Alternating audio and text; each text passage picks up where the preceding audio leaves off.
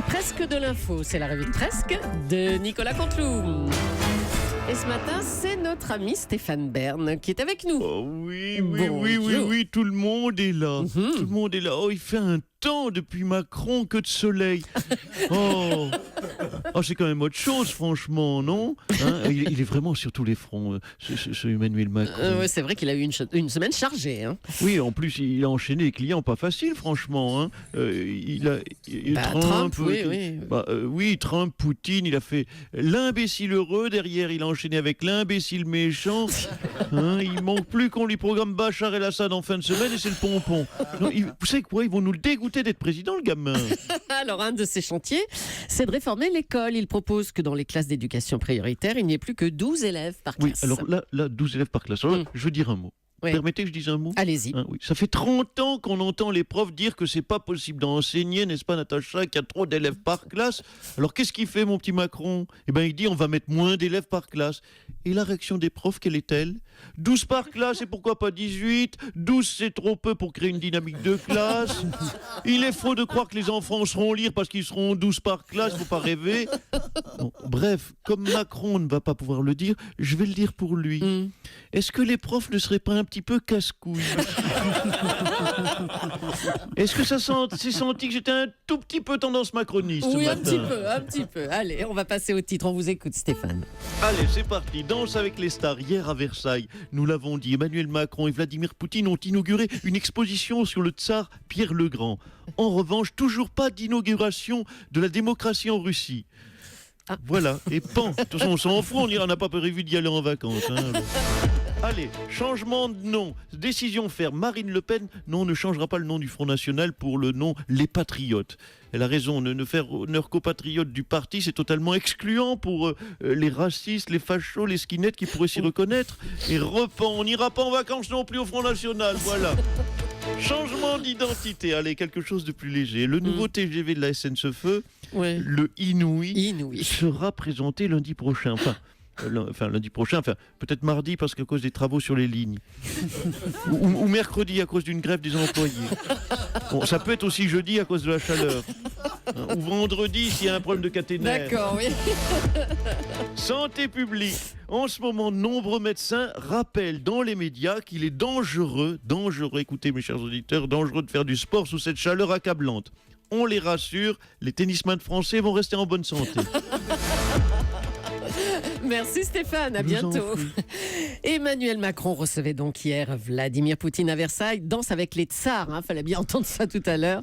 Bonjour Monsieur le Président. Bonjour à toutes et à tous, et à tous et à toutes. Écoutez, vous l'avez dit, j'ai reçu hier le président Poutine à Versailles. J'étais d'ailleurs très surpris, autant vous le confier, de ne pas le voir arriver torse nu avec un fusil, chevauchant un tigre blanc du Bengale avec des petites filles qui apportent des médailles comme on peut le voir sur ces chaînes de propagande. Non, il est simplement descendu de voiture. C'était, je dois le dire, plus sobre que prévu. Alors, vous avez fait preuve de fermeté, vous, apparemment. C'est la moindre des choses, ça perd l'hypopète. Alors, que lui ai-je dit ? Parce que vous voulez toujours savoir ce qui se dit dans les salons. Oui. Au-delà des interprètes. Je lui ai dit, écoute mon petit bonhomme, c'est terminé de me chanter Ramona avec la Syrie. À partir de maintenant, la musique va changer, nom de nom. Voilà, et il avait peut-être l'habitude de s'essuyer les pieds sur François Hollande ou Nicolas Sarkozy, mais maintenant, je lui ai montré qui c'est Raoul. Et puis après, nous avons déjeuné, et j'ai pris un cordon bleu et des coquillettes. Oh non. Avec un petit filou après. Oui, j'imprime mon style. Autorité et jeunesse. Il a effectivement eu l'air de comprendre votre attitude ferme, en tout cas. Oui, écoutez, j'ai déjà serré les boulons à Trump, j'ai été ferme avec Poutine, je vais aller voir très bientôt Bachar el-Assad et le prendre au bras de fer. Non. Quant à Kim Jong-un, je le défie à la boxe. Quant au conflit israélo-palestinien, j'ai décidé d'aller sur place, de réunir Netanyahou et Mahmoud Abbas dans une pièce, de faire 200 pompes. 200 pompes, oui, sur une main devant eux, et vous allez voir que personne ne va moufter quand je vais crayonner les nouvelles frontières. Alors, comment vous vous étiez préparé à recevoir Poutine ? Racontez-nous. Alors, écoutez, je m'étais entraîné ce week-end lors du G7, notamment avec le couple Trump. Ah oui, on a tous vu cette poignée de main avec Donald Trump, où vous avez résisté au rapport de force. Non, quand je parlais au couple Trump, je parlais plutôt de Melania Mélania, Mélania pardonnez-moi. Oui, Mélania Trump. Hein Oui, je me suis entraîné à regarder fixement Mélania Trump sans me marrer. Donc regarder sans me marrer, un visage tout gonflé par le Botox. Et c'est vrai que ça m'a beaucoup aidé pour ensuite regarder Vladimir Poutine. Merci, Monsieur le Je vous en Président. prie, ce sont des techniques simples. Bah oui. Le TGV va donc changer de nom. Il va désormais s'appeler Inouï. Le chantier va coûter 2,5 milliards. Nicolas Sarkozy, bonjour. Oui, bonjour, merci de m'accueillir.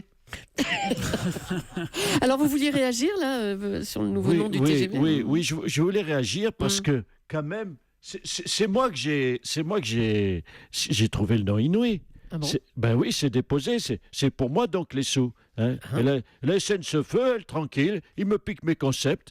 Hein, la crise d'une violence inouïe. Ben oui, la crise d'une violence inouïe, M. Ntoven, Mamponi, M. Joubert, c'est pas moi qui avait dit ça peut-être. Hein. Ça coûte 2,5 milliards votre bazar. Bon, écoutez, je suis pas chien, hein. Je demande 2 milliards pour avoir trouvé le nom. Non, attendez. C'est correct. Vous l'avez peut-être trouvé, mais tout le monde peut dire Inouï. Il n'y a pas que vous. C'est Oui. quoi ça? Donc ça marche pas mon arnaque. Ah bah non. Oui, ben excusez-moi, mais je m'emmerde tellement, Mme Julie, il faut que je m'occupe. Vous savez ce que c'est les vieux quand ils sont tout seuls? Ah bah, écoutez, on comprend, oui. Bon courage, Monsieur Sarkozy. Je vous en prie. Les Républicains mettent la pression pour que Richard Ferrand quitte son poste de ministre. Jean-Vincent Placé, bonjour. Oui, bonjour. Alors, il doit partir selon vous, Richard Ferrand?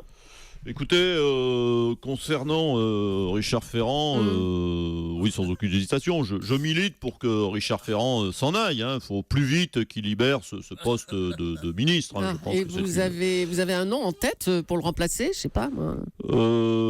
Écoutez, non, là, vous me prenez au dépourvu. Vous êtes sûr? Oui, et vous n'avez pas un ministre en tête, un gars proche de vous? Personne ne vous vient en tête? Non. En tout cas, le prochain ministre devra faire preuve d'une transparence totale. Hein. Ah ben là, au niveau transparence, vous pouvez pas mieux tomber. Je suis totalement transparent. Ah ben si. Écoutez, est-ce que vous êtes capable, Monsieur Soto, de dire de quel ministère j'avais la responsabilité? Oh là là, je crois qu'on se rappelle plus très bien ici. Hein. Voilà, donc transparence c'était, totale. Quelque chose autour de la simplification, non? C'est Ah pas oui, ça? réforme de l'État. Ouais, c'est ça. Réforme de l'État, Ouais. bravo. Ah ben vous me Natacha, l'apprenez, ça doit parce que être ça. même moi, je ne sais plus. Ah mais transparence totale, Jean-Vincent. Merci d'être passé nous voir en tout vous cas. en prie. Et allez, bonne chance. Et on va parler un petit peu de Roland Garros pour terminer. Nelson, ça se passe bien pour les Français? Racontez-nous. Oui, écoutez, ma chère Julie, je vous propose, si vous le voulez bien, que l'on parle d'autre chose, tout simplement, parce que là, vous vous faites du mal. Est-ce que vous voulez que nous devisions, si vous le souhaitez, je ne sais pas, sur la poésie du XVIIIe siècle, sur la politique intérieure, parce que franchement, sur le tennis, hélas, je crains de vous flinguer le moral. Alors, sur les 13 Français qui jouaient hier, 9 ont été éliminés. Le Français Benoît Paire avait, d'après les spécialistes, le jeu idéal pour perturber Rafael Nadal. Le résultat, il s'est incliné 6-1, 6-4, 6-1. Oui, c'est violent, c'est très violent, je vous le concède. Et en même temps, il ne faut pas oublier une chose, c'est que les tennisman éliminés au premier tour, sachez-le, chers auditeurs, éliminés au premier tour de Roland Garros gagnent tout de même 35 000 €. C'est une coquette somme. C'est pas mal, hein, dites-moi. Oui, surtout que les tennisman français comme Benoît Paire qui perdent en une heure, voire des fois 59, 58 minutes. Finalement, au tarif horaire, 35 000 € de l'heure, nos tennisman français sont certainement les mieux payés du haut monde du circuit Cocorico. Merci, bravo Vu Nicolas comme ça, Canteloup, qu'on retrouvera demain en direct à 8h40 sur Europe 1. À demain, Nicolas.